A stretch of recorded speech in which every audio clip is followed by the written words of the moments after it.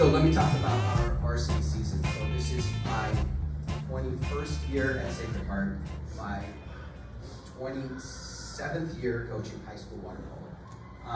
And I can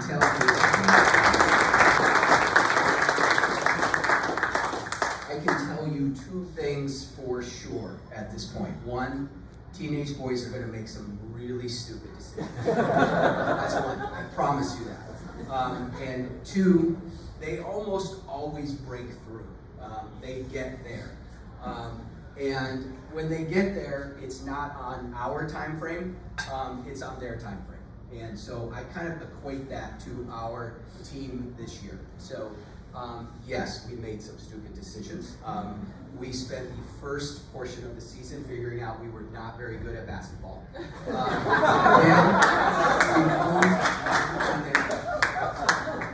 We had a whole lot of injuries. We had our first healthy practice with our entire team in mid-October. We went down to the Elite Eight, and for lack of a better term, we got our teeth kicked in. And the thing I told the boys afterwards, which was, one, we weren't doing a very good job of coaching them. That includes me. We weren't getting through to them. Our lineups were terrible. Everything was just bad at that point. And we were the first ones to admit that. And I really feel like that was the point for us at our absolute lowest. And they kind of had two choices of where they were going to go with our season. And they came roaring back. And for me, it was this game against Harvard Westlake at the North-South, which we were just a little bit short. We didn't win, but it was one of the top teams in the country. And we lost by a goal. And I felt like afterwards, the guys, the coaching staff were just like, we could really do this if we wanted to. And everything starts clicking. The team is fully engaged. And as I said before, the breakthroughs do come eventually. It's not when I wanted them in September. So I tell our kids the same thing every year, even though I often break the rule. And for us at Sacred Heart, the tournaments are practice. All the games are practice. All we focus on is in November. Right? We want to be really good in the month of November. And so the breakthrough happened. And so I am so proud to say what these guys did in that month of November. So we won WCIL in a one-goal game, came back and won our 14th consecutive CCS championship in perhaps the most chaotic.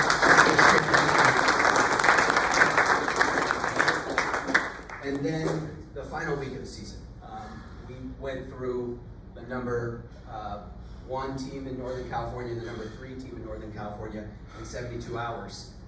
And without question played our best 2 games, our last games of the season. So congratulations to those guys.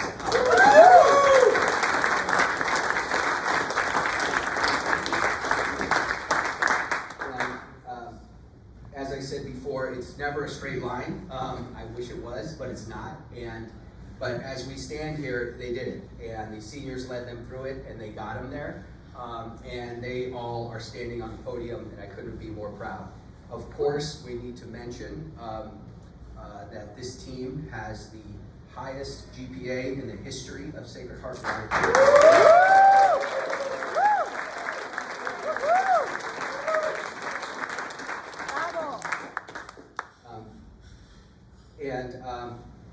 Hopefully the younger kids in the room are looking at that and seeing that as I tell the kids all the time, all things are possible. You can be a member of the varsity team, you can have an amazing GPA, you can have a great social life, you can do everything. And this senior class, as they were talking about, is a great example of that. So hopefully our younger kids are watching and using those guys as role models.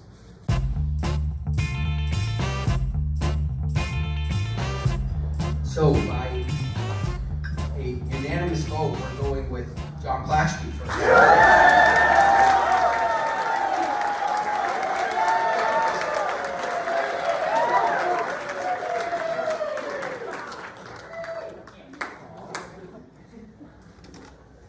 Okay, so John is my third Plaschke boy. And I can assure you they were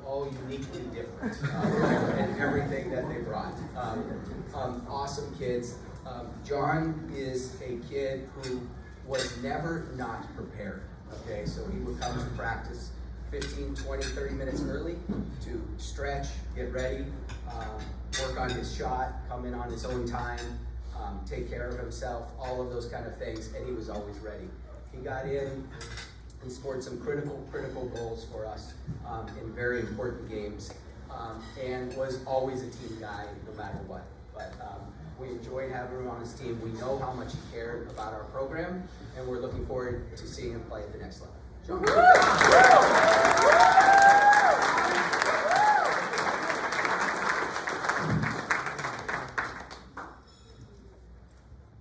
So, given that I'm the last Plaschke to ever give a senior speech, I've decided to ignore Coach K's time limit. Sit back and, this program has shaped me in ways I never would have expected, teaching me invaluable lessons through every challenge and triumph.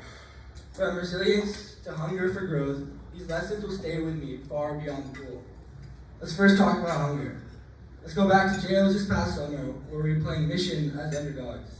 That day, we played probably one of our best games yet, losing by just 1 goal. After the game, Coach K walked into our huddle after my glorious Andrew Spencer had just spoken. And Coach K said something I'll never forget. "I'm proud of how you played, but I'll never celebrate a defeat." That moment taught me to always be hungry, never be satisfied, as true winners appreciate their progress, but they keep climbing. As Thomas Edison once said, "Show me a thoroughly satisfied man, and I will show you a failure." Winning isn't just about the titles, it's about striving for more every day. But also, it's important to remember to never get caught up in the work that you can't appreciate the journey. Kobe, I believe, said it best. It's those times when you get up early and work hard, those times when you stay up late and work hard, those times where you're too tired, but you push yourself anyway. That is actually the dream. Yeah, that's the dream. It's not the destination, it's the journey.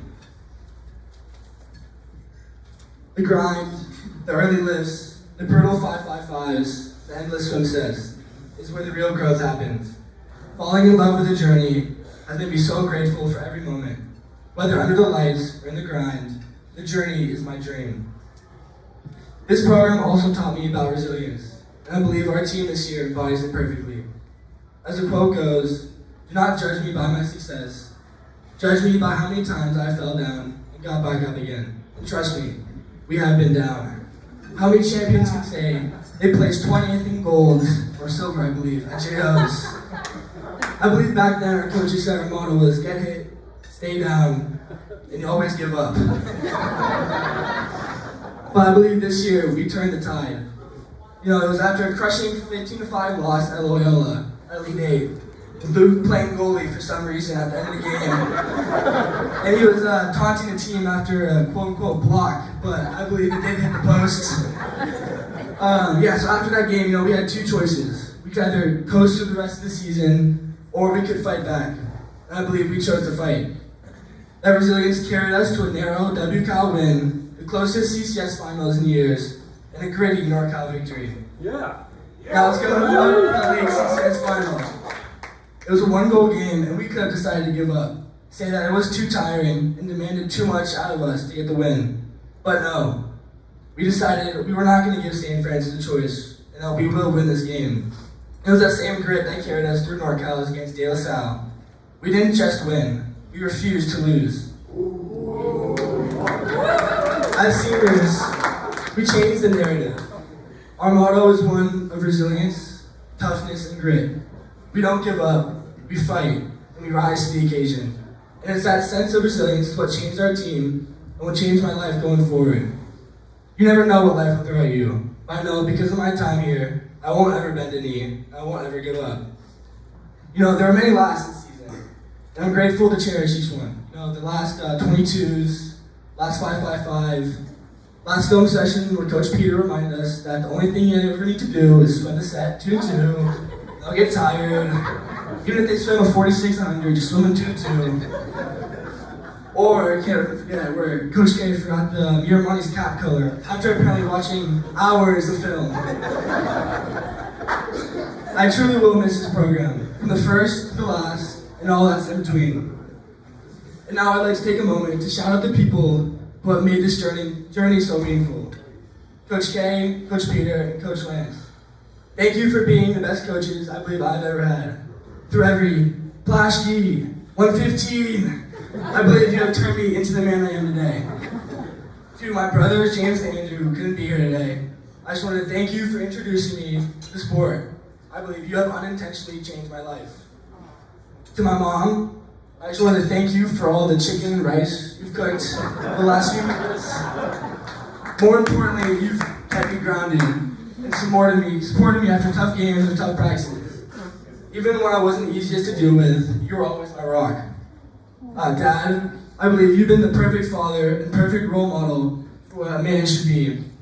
You taught me resilience, discipline, and hard work. And whether you're making me laugh after 2200s or helping me get up after a tough day, your love and generosity have shaped me. Luke, you never turned down a Ladera swim set or an open pool shoot around. You've been one of the best workout partners and friends a brother could ever ask for. Thank you for always pushing me to be better. Lex and Hugo, and what can I say? They're day one gym bros. Hugo, you're up about 40 pounds since the totem pole days. And Lex, you're down about 40 since then, so good work to both of you. Hugo, you'll always be my goalie, and I hate to admit it, but you might just be a little bit bigger than me. And Lex, thank you for always getting me right for Hell Week, even if it always gets you kicked out there. Thank you for both being some of the best friends I could ever ask for. Finally, Clay and Jake, I just want to thank you for always putting up with me at practice, even though I was never the easiest to deal with.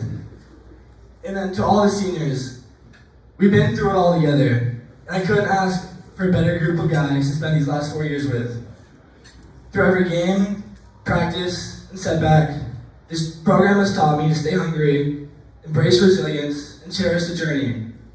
These lessons aren't just about water polo, they're about who I strive to be every day. Thank you to my coaches, my teammates in this program. I'm leaving as a better version of myself because of all of you. And this speech wouldn't be complete, and wouldn't be a John Plaschke speech without shouting out my Lord and Savior, Jesus Christ. From 1 Thessalonians 5:16-18, rejoice always, pray continuously, give thanks in all circumstances, for this is God's will for you in Christ Jesus. Thank you.